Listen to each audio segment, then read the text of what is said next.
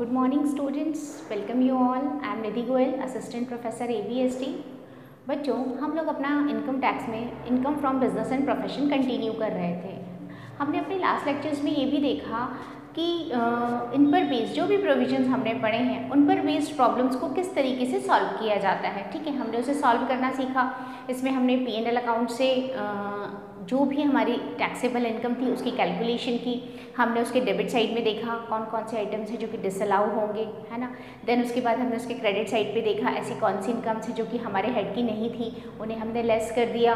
फिर नीचे जो एडिशनल इन्फॉर्मेशन थी उसके रिगार्डिंग हमने देखा कि क्या कोई साइंटिफिक रिसर्च एक्सपेंसेस हैं जिस पर एडिशनल हमें वेटेड डिडक्शन देनी है या फिर कोई एडिशनल डेप्रिसिएशन है एंड सो ऑन। फिर उसके बाद हमने एक क्वेश्चन और किया जिसमें हमने ट्रेडिंग एंड P&L दोनों थे, उन दोनों से हमने क्वेश्चन अपना स्टार्ट किया था। ठीक है, और आखिरी में हम वापस अपना जो भी अलाउड और डिसअलाउड थे एक्सपेंसेस उसके थ्रू लास्ट में टैक्सेबल इनकम पर आए थे। बच्चों, आज हम इसमें एक क्वेश्चन और करेंगे, एक प्रॉब्लम हम और लेते हैं जिसमें हम ये देखेंगे कि अगर हमें रिसीट एंड पेमेंट अकाउंट दिया हुआ हो। रिसीट एंड पेमेंट अकाउंट का मतलब है जो कि कैश सिस्टम पर बेस्ड होता है। रिसीट एंड पेमेंट अकाउंट, जितना कैश आपके पास आया आप उसकी एंट्री कर देते हैं, जितनी आपने पेमेंट्स की उसकी आप एंट्री कर देते हैं। इससे कुछ फ़र्क नहीं पड़ा कि आपका कौन सा अमाउंट आउटस्टैंडिंग है या आउटस्टैंडिंग था। एक्चुअल रिसीट्स की एंट्री यहाँ पर की जाती है और एक्चुअल कैश पेमेंट्स की, है ना। तो आज हम एक क्वेश्चन लेते हैं और देखते हैं कि किस तरीके से हम रिसीट एंड पेमेंट के बेसिस पर अपने क्वेश्चन को सॉल्व करेंगे। ओके, देखिए problem.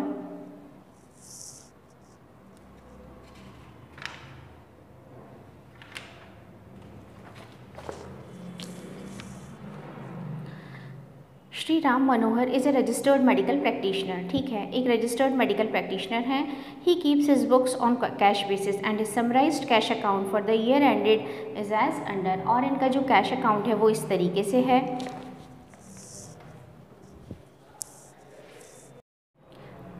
He keeps his books on cash basis and his summarized cash account for the year ended 31st March is as under। ठीक है, उनका एक कैश अकाउंट दिया हुआ है 31 मार्च 2019 को। ठीक है, देखिए बच्चों, डेबिट साइड पे सारी रिसीट्स होती हैं और क्रेडिट साइड पे पेमेंट्स होते हैं। रिसीट एंड पेमेंट अकाउंट में यही उसने हमसे कहा है। कैश बेसिस का मतलब ओपनिंग बैलेंस डेबिट साइड पे, then loan from bank, sale of medicines, consultation fee, visiting fee, rent from house property, gift from father in law. ठीक है, अब देखिए इसमें लोन फ्रॉम बैंक, बैंक से आपने लोन लिया है। ठीक है, ये आपका नॉर्मल हमने मान लिया बिजनेस के लिए लिया होगा। सेल ऑफ मेडिसिन्स, मेडिसिन से सेल आपकी इनकम है। कंसल्टेशन फ़ी भी आपकी इनकम है क्योंकि आप एक रजिस्टर्ड मेडिकल प्रैक्टिशनर हैं। विजिटिंग फ़ी भी है आपकी income. Rent from house property, house property से अगर आपको कोई भी रेंट रिसीव होगा तो हाउस प्रॉपर्टी में जाएगा। Gift from father in law, father in law से मिलने वाला गिफ्ट फ्री है। ठीक है, अब देखिए पेमेंट साइड पे परचेज ऑफ मेडिसिन्स, ठीक है, अलाउड एक्सपेंस है। बुक्स परचेज जिस पर डेप्रिसिएशन दे देंगे। जनरल एक्सपेंसेस अलाउड हैं। मोटर कार एक्सपेंसेस अलाउड हैं अगर आपने इन्हें पर्सनल यूज़ में नहीं लिया तो। Salaries, rent of dispensary, telephone expenses allowed हैं लेकिन पर्सनल एक्सपेंसेस अलाउड नहीं हैं। लाइफ इंश्योरेंस प्रीमियम पर्सनल है, अलाउड नहीं है। ठीक है, interest on loan from bank, bank से आपने लोन लिया और उस पर इंटरेस्ट दिया तो हम क्या एज्यूम करेंगे, जब तक अदरवाइज स्टेटेड ना हो, नहीं बताया गया हो कि ये बिजनेस के लिए लिया गया है। इंश्योरेंस प्रीमियम कार और प्रॉपर्टी का, हाउस प्रॉपर्टी पे तो आपको प्रीमियम की कोई डिडक्शन मिलती ही नहीं है क्योंकि वहाँ पर आपको 30% स्टैंडर्ड डिडक्शन मिल जाएगी। हाँ, कार पर आपको प्रीमियम की छूट मिल जाएगी। ठीक है, then local taxes, local taxes मतलब म्यूनिसिपल टैक्सेस रेंट में से लेस हो जाएंगे। ट्रैवलिंग एक्सपेंसेस पर्सनल है तो कोई रिबेट नहीं मिलेगी इसकी। चैरिटी अलाउड एक्सपेंडिचर नहीं है। ओके, फिर इसके नीचे एडिशनल इन्फॉर्मेशन में compute is taxable income from various heads for the assessment year 1920 taking into account the following further information.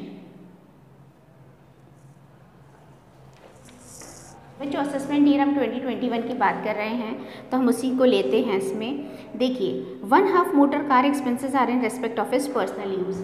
Car expenses का आधा, हाफ उसने पर्सनल यूज़ में लिया है, इसका मतलब है कि केवल हाफ की ही यहाँ पर डिडक्शन दी जाएगी। Second, following expenses were unpaid on 31 March 2020, rent of dispensary for 4 months, telephone bills for ₹280। बच्चों हमने यहाँ बात की कि हम कैश बेसिस पे अपना अकाउंट मेंटेन कर रहे हैं, ठीक है, और कैश बेसिस पे तो जो एक्चुअल में पेमेंट किया है उसी की डिडक्शन दी जाएगी। अब नीचे वाले एक्सपेंसेस अगर अनपेड हैं तो उनको रहने दीजिए, उससे हमें कोई काम नहीं है, हम इसको कुछ भी एडलेस नहीं करेंगे, ठीक है। ऊपर जो उसने हमें टेलीफोन एक्सपेंसेस दिए हैं इसका मतलब वो सारे पे किए हैं उसने, और रेंट ऑफ डिस्पेंसरी भी पूरा पे किया है। Consultation fee include a receipt of ₹6,000 as advance for attending a medical camp in April 2020। 6,000 इनको एडवांस मिला है, रिसीट हुआ है, तो जब एक्चुअल में रिसीट हुआ है तो फिर वो इंक्लूड हो जाएगा, ठीक है, चाहे वो एडवांस ही क्यों ना हो। Written down value of motor car on 1/4/19 was this, it was purchased after 31 March 1990।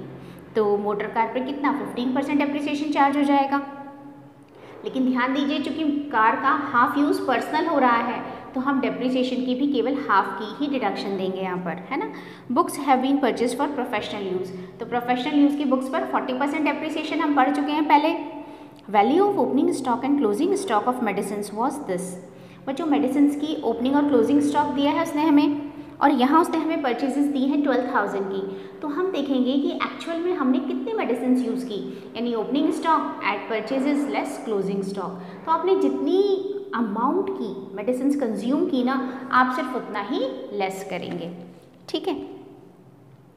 बस अब आपको इस अकॉर्डिंग क्या निकाल लेना है, मिस्टर जो राम मनोहर हैं उनकी असेसमेंट ईयर 2021 के लिए कैलकुलेशन करनी है। तो देखिए हम इसे सॉल्व करते हैं।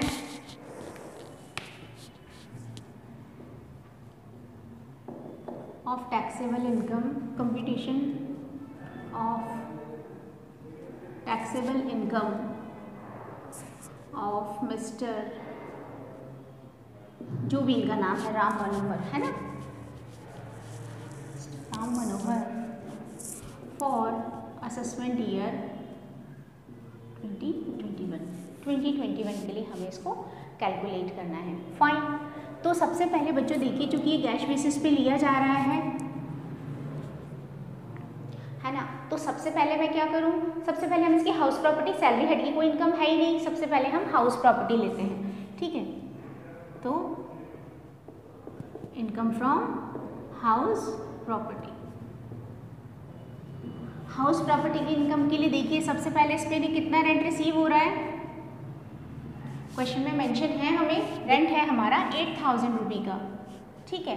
फिर इसमें से हम क्या लेस कर दें, जो भी म्यूनिसिपल टैक्सेस या लोकल टैक्सेस हैं 800 रुपये के, तो कितना अमाउंट आ गया 7200 रुपये, क्लियर। अब इस 72 में से हम क्या लेस करते हैं, याद कीजिए that is gross annual value, कि एनुअल वैल्यू क्या आया है, इट्स एनुअल वैल्यू भाई, ग्रॉस एनुअल वैल्यू के लिए तो कुछ और हमें मेंशन है ही नहीं।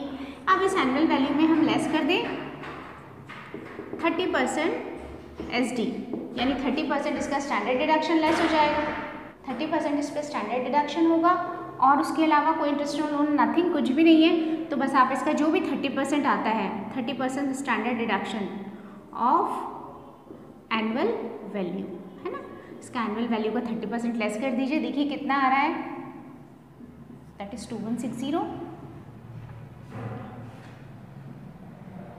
तो 5040 हमारी क्या हो गई, taxable income from HP, house property की इनकम आ गई 5040, क्लियर। ये तो हाउस प्रॉपर्टी हुआ। देन उसके बाद मेडिकल प्रैक्टिशनर हैं, तो उस बिहाफ पर इनकी इनकम कैलकुलेट कीजिए, वो किस में आएगी, प्रोफेशन में, है ना, टैक्सेबल इनकम फ्रॉम प्रोफेशन, ये प्रोफेशन है इनका। तो देखिए प्रोफेशन से इनकम कैसे कैलकुलेट की जाएगी, जो भी इनको कंसल्टेशन फ़ी मिल रही है या फिर सेल ऑफ मेडिसिन है, ठीक है, किसी भी तरह का कुछ भी जो भी रिसीट्स हो रही हैं प्रोफेशन से रिलेटेड, वो सब यहाँ पर आ जाएंगी। तो देखिए क्या क्या इसमें हमें मेंशन किया है, तो इनकम्स में सबसे पहले हमारा आ रहा है सेल ऑफ मेडिसिन, मेडिसिन की सेल हमें कितनी दी है 26,500, फाइन। देन उसके बाद कंसल्टेशन फ़ी ले लीजिए, कितना अमाउंट दिया है कंसल्टेशन फ़ी का, दैट इज़ 16,000। और एक विजिटिंग फ़ी। ठीक है, कहाँ देखा आपने ये सब? रिसीट्स में चेक किया। देखिए विजिटिंग फ़ी कितनी है इसकी? 9000 इनकी विजिटिंग फ़ी है। तो यानी कि इनकी ग्रॉस रिसीट्स कितनी हो गई? That is 51,500। अब इस 51,500 में से हम क्या लेस कर दें? Allowed expenses. ठीक है, कौन कौन से एक्सपेंसेस है जिसकी छूट इनको मिलनी चाहिए? तो अब आप देख लीजिए किस किस की। सबसे पहले तो परचेज ऑफ मेडिसिन। बच्चों इसकी जगह परचेज ऑफ मेडिसिन की जगह मैं इसे क्या लिख दूँ? Cost of medicine sold, just because purchases से हमारा काम नहीं चलने वाला है। हमारे पास ओपनिंग और क्लोजिंग स्टॉक भी था, हमें उसको भी इंक्लूड करना पड़ेगा, यानी opening stock at purchases less closing stock. तो देखिए यहाँ आपका मेडिसिन का ओपनिंग स्टॉक कितना है? मैं यहीं पे लिख देती हूँ इसे 4800 प्लस आपने परचेजेस की हैं 12,000 की, है ना, और लेस कर दीजिए इसका क्लोजिंग स्टॉक 3200। अब आप देख लीजिए जो भी हमारा बैलेंस है 13,600, ये क्या हो गया? Cost of medicine sold. Then इसके बाद और क्या क्या एक्सपेंसेस हैं? हम इसका जो पेमेंट साइड है उससे स्टार्ट करते हैं। बुक्स पर हम डेप्रिसिएशन पीछे देंगे, लास्ट में दे देंगे। जनरल एक्सपेंसेस, कितने के जनरल एक्सपेंसेस हैं? That is 450। ठीक है, उसके अलावा और कौन कौन से एक्सपेंसेस हैं? देखिए motor car expenses. Motor car expenses का हम क्या करें? हाफ कर दें, जस्ट बिकॉज हाफ तो वो पर्सनल यूज़ के लिए ले रहा है, तो इसका half of motor car expenses 6000 है बच्चों, तो 6000 का हाफ हमने कर दिया 3000। ठीक है, देन उसके बाद सैलरीज हैं, सैलरीज में कोई दिक्कत नहीं है। रेंट ऑफ डिस्पेंसरी है, ये सब इनके बिजनेस के खर्चे हैं, तो इन सब में कोई दिक्कत नहीं है ना। कितनी है हमारी सैलरीज? 1200। बच्चों इसको मैं यहाँ इस साइड कंटिन्यू कर रही हूँ, टोटल हमने नहीं मेंशन किया है इसका।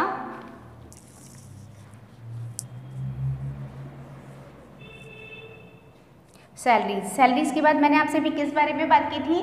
सैलरीज के बाद हमारा आ रहा है रेंट ऑफ डिस्पेंस। नंबर ले लेते हैं, कितना अमाउंट है? देखिए रेंट ऑफ डिस्पेंसरी का दैट इज 2400। देन उसके बाद टेलीफोन एक्सपेंसेस। टेलीफोन एक्सपेंसेस कितने हैं हमारे? 500 के।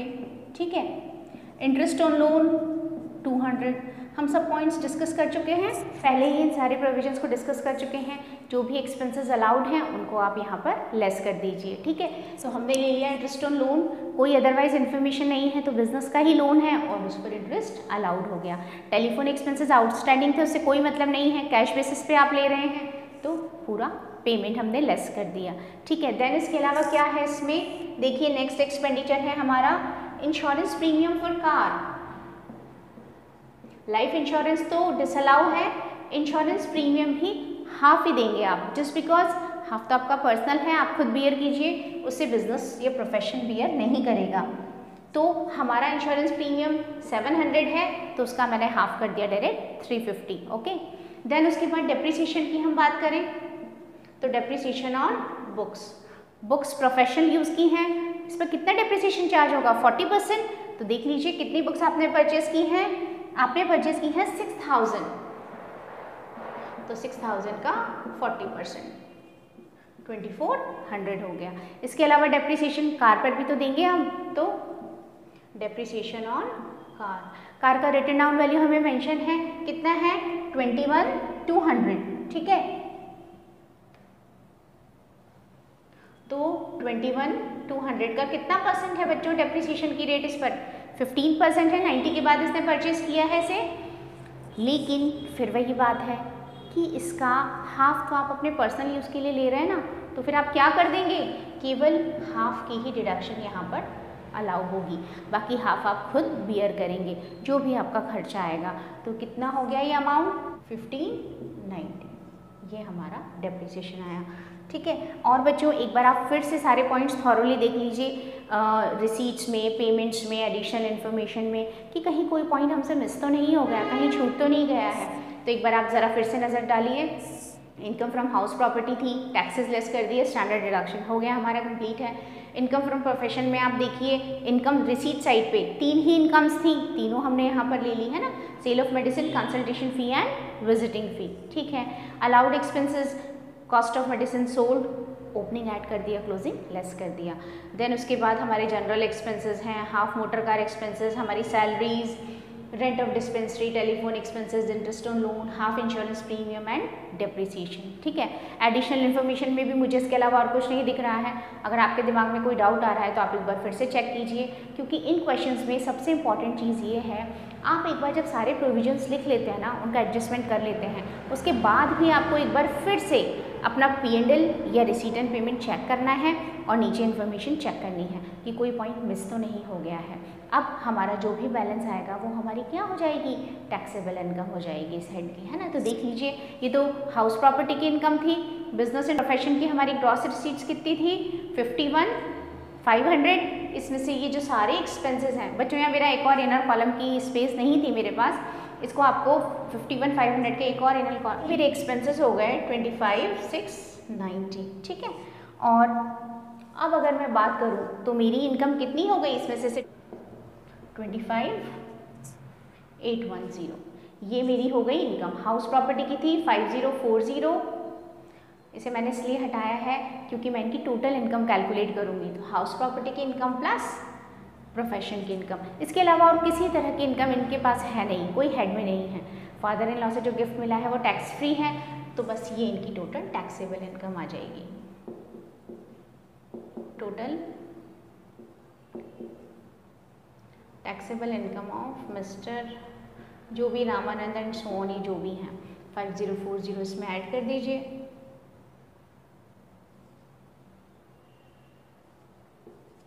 3850 ये टोटल टैक्सेबल इनकम हो गई। तो इस तरीके से अगर रिसीट एंड पेमेंट अकाउंट आपको दिया है तो एक्चुअली वो कैश बेसिस पे बना हुआ है, तो रिसीट एंड पेमेंट है, तो वहाँ पर क्या होगा, रिसीट साइड डेबिट पर होता है, तो आपको वहाँ से तो इनकम्स लेनी है, रिवर्स हो जाता है P&L का, और पेमेंट साइड हमारी क्रेडिट साइड पे होती है, तो वहाँ से आपको मतलब क्रेडिट नहीं है वो, मैं साइड बता रही हूँ आपको, बिकॉज हमेशा हमारा डेबिट इधर और क्रेडिट इधर होता है ना। रिसीट एंड पेमेंट में रिसीट इधर और पेमेंट इधर उल्टा हो जाता है। तो फिर आपको जो एक्सपेंसेस अलाउड हैं आप उन्हें लेस कर दीजिए, जिस पर डिप्रिसिएशन देना है उस पर डिप्रिसिएशन दे दीजिए, पर्सनल है तो उसे हटा दीजिए और आपकी टोटल टैक्सेबल इनकम आ जाएगी, ठीक है। हाउस प्रॉपर्टी कैलकुलेट करना आप सीख चुके हैं, प्रोफेशन आप सीख चुके हैं, बस उसी से हमने इन्हें लिया है। ओके, इस तरीके से आपको इसे सॉल्व करना है, आप इसे कॉपी कर लें।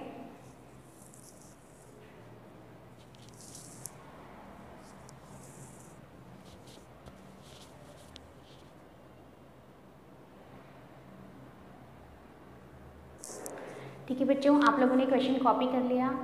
अब देखिए, इसमें इस पर्टिकुलर चैप्टर में हम बहुत सारे प्रोविजंस पढ़कर आए हैं, लेकिन आई होप क्वेश्चन के साथ साथ आपको ये सब इजीली लर्न हो जाएंगे। अब हम इसके अंदर कुछ स्पेशल प्रोविजंस पढ़ेंगे। स्पेशल प्रोविजंस से मतलब है कि कुछ पर्टिकुलर चीज़ों के लिए, जैसे कि अगर आप कॉन्ट्रैक्ट पर अपना बिजनेस करते हैं, वर्क कॉन्ट्रैक्ट है आपका और उसके लिए आप पेमेंट्स करते हैं, ठीक है, या फिर एग्रीकल्चर से रिलेटेड है, आप रबर, टी, कॉफ़ी इनके प्रोडक्शन से रिलेटेड कोई भी इनकम आपकी होती है, तो फिर उसमें से कितना पार्ट आपका बिजनेस इनकम है और उस पर आपको किस तरह से टैक्स देना है, ठीक है, इस तरह से रिलेटेड, या फिर आप पर सेक्शन 44 AD एप्लीकेबल होती है, EE एप्लीकेबल होती है। तो ये सारे प्रोविजंस, इनमें कुछ स्पेशल तरीके से कैलकुलेशंस की जाती हैं। आपको ऑप्शन होता है कि आप अपनी टोटल इनकम का कुछ फिक्स % ले लें और एक्चुअल ले लें, तो जो भी है हम इसे अब अपने नेक्स्ट लेक्चर में कंटिन्यू करेंगे और साथ ही इस पर बेस्ड प्रॉब्लम्स और करेंगे, जैसे कि आपको इसके फंडामेंटल्स और ज़्यादा क्लियर हो जाएं। मैं हर लेक्चर में आपसे कहती हूँ, आज फिर कह रही हूँ कि आप इसके प्रोविजंस बार बार स्टडी कीजिए। आपने अगर इसके प्रोविजंस स्टडी किए और इसके प्रैक्टिस कीजिए, जितने एग्जाम्पल्स हैं सारे थॉरोली प्रैक्टिस कीजिए, तो आपको ये चैप्टर बहुत ईजीली आ जाएगा, बहुत ईजी चैप्टर है, ठीक है बच्चों। आज के लिए इतना ही, अब आगे हम अपना नेक्स्ट लेक्चर में कंटिन्यू करेंगे। Thank you.